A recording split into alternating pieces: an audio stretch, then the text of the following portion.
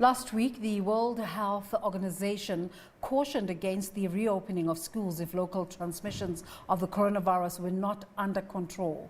It led to at least 2 teachers' unions calling for the closure of schools. The Congress for South African Students is adamant all schools must be shut down to curb soaring infection rates. South Africa now ranks 5th in the world for confirmed coronavirus cases. On the line now, we're joined by COSAS Secretary-general Tebogo Magafane. Tebogo, a very good morning to you. Good afternoon, actually. Why are you threatening to shut down schools? We are not threatening. We started last week, Wednesday, to shut down schools because we feel as if our government is not doing justice to us. World Health Organization made it clear that reopening of schools is not a good idea, but our government failed to listen. They even did grades for us. They show that they want us to die. And we have been complaining to them that the system of education of our country is not our system. And it doesn't mean if we have lost this year, it's end of our lives. So hence, even tomorrow, we're still continuing to shut down schools. And we gave them our proposal that grade 12s must go to academic camps, but other grades, they must sit at home. Are you planning to take this campaign national since last week you said you would shut down schools in Seshego and Limpopo? No, it's a national program. Not only in Limpopo, it's a national program. We met as the National Executive Committee last week. It's where we've taken a decision of total shutdown. Okay, continue. We still have learners who are walking 12 kilometers to schools, jumping rivers. Where is their safety there? Where is the honesty of our government? COVID-19 has exposed inequality, so we can't afford to have learners going to school because our government doesn't care about us. So you heard us say in our introduction that on the basis of what the World Health Organization has announced, teacher unions have decided that we shouldn't go back to schools. What do you base your demand on? We want grade 12 to go to academic camps, and we'll take it from there. And we must have a COVID-19 educational task team.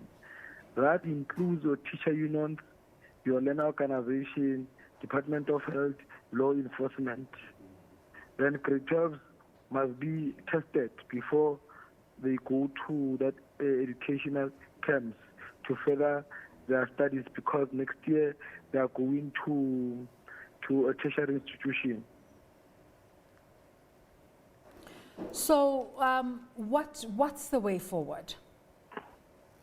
Look, the way forward is that grade 12 must go to academic camps, and it's unfair what Minister is doing. She's not meeting with us, she's not saying anything. So, but we hope she'll meet with us and we'll take a decision. But as the organization, there's no turning back. Even tomorrow, all our provinces will be on the ground shutting down schools. But just in terms of transmission, what's the difference between the camps and the actual school that the matriculants could be going to? Look, when they go to school, they walk. And remember, when you walk, you fetch that virus. When you are in educational camps, you don't walk again a distance. And that venue will be sanitized or fumigated. It's how, and when you walk, you pass many places that are not being fumigated. So you say that government is not communicating with you. How are you going to take this forward? Are you going to go against the wishes of government? Look, we're a structure. We are not government. We have taken a decision as a structure. Government must come to us and engage with us. Even ourselves, we're government. But they must come to us. You see, we said to them they must open parliament first. They did open parliament, but others, they're not going to parliament.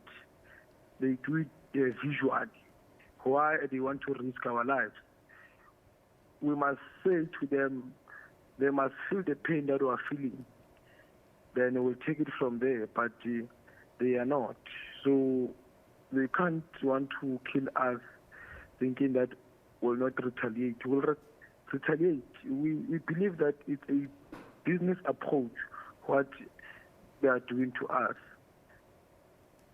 So what I want to ask you is, what sort of engagement are you having with students about what they want? Are you taking these decisions in consultation with students? Yes, we did consult students, even their parents.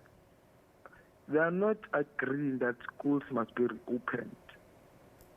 They want schools to be closed. Remember, we rather save lives than saving academic calendar. We must not behave as if South Africa has the best system ever, while we know that our system of education teaches us to be advanced slaves, to go and work in Pick and Pay and ShopRite or be unemployed. Yeah. So Yes. what happens to the wasted year? Does your organization have any suggestions in terms of what can be done to prop up the students in this time that is wasted? Look, there is no wasted year here. We are speaking about the system that doesn't benefit us. That question will be better if we are having a South African education system. But now we're having a foreign system, so we must not say time wasted. No. Still, even if we continue with academic calendar, still wasting time, because the current system, it doesn't speak about our economy or our current struggle. This system of education, it builds the white person inside. So we need an education system that will speak our language.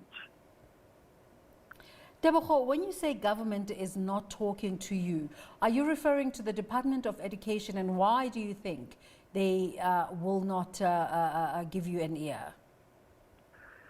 Look, we met 2 months back, but now when we've started this program, Minister failed to meet with us. I don't know. I can't. Sangoman says what. I don't know. Maybe they're having their own reservation, so we'll wait for them. But we still want to continue with our program of action. Shutting down schools, not disruption, shutting down schools. Yeah. One because would think that COSAS is a very important stakeholder in this process. Why is COSAS not part of the process of finding solutions in the fight against COVID-19? Well, remember, our elders are ageist. They don't want to be told by young people. That's why they undermine us. But there is only one MEC in the country who consults stakeholders, Mr. Epanyada Lisufi and his HOD, Mr. Edward Musue. So we can't say all of them. We must say Office of the Minister. But I believe they'll consult us, but before they meet with us, still I want to be on the ground, continue with our shutdown. So do you have a program of events for this coming week in terms of your shutdown, where you're going to go, what you're going to do? Are you able to tell us about it at the moment? I can't disclose. You will see us on the ground, but I can't disclose where we are going because some elders, they were promising to arrest us. So for our safety, we can't disclose our whereabouts. Yeah. Yes. Which is quite unfortunate because one would imagine that the students of the country would like to have some sort of engagement with you, and if you're not disclosing the kind of activities you'd like them to take part in, then how do they take part? It almost seems like it's not a transparent process. No. I rather disclose to my constituency, not to anyone, because they elected us. Even last week, our comrades were on the ground engaging with learners. As they have seen videos viral, PYA structures, they are in support of this. So there is no need for me to disclose in the media where we are going. Yeah. But our constituency knows where we are going.